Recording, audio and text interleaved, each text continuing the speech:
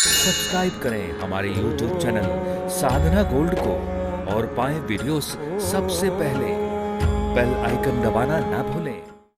हम मंदिर में मूर्ति खरीद करके स्थापित करते हैं, खरीदते हैं तो कोई दोष नहीं, लेकिन जब उसमें प्राण प्रतिष्ठा हो जाए उसके बाद कोई मूर्ति बेच नहीं सकता, ना कोई खरीद सकता है। यदि किसी से सेवा नहीं हो रही है तो दूसरे को ऐसी दे दे पैसे लेकर, नहीं कि इतने में मैं मूर्ति बेच रहा हूं, फिर वो मूर्ति नहीं रही।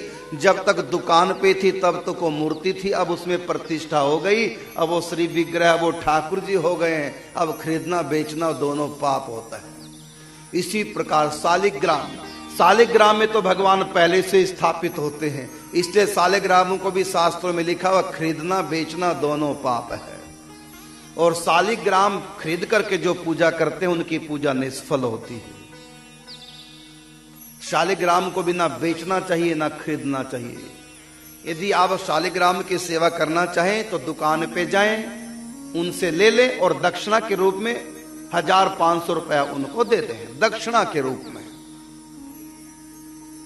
कीमत मोल भाव ना करो कि ये शालिग्राम जी कितने के हैं, ये तो अनंत इनकी कीमत है। भगवान है, भगवती वृंदा तुलसी की कृपा से हम लोगों के लिए सुलभ हुए हैं शालिग्राम। इनमें प्राण प्रतिष्ठा करने की आवश्यकता नहीं, स्वयं भगवान प्रतिष्ठित होते हैं, इसलिए इनको खरीदना और बेचना नहीं चाहिए। यदि किसी ने शालिग्राम भगवान खरीदे हों तो अब तक की गई उनकी पूजा निष्फल है। अब क्या करें?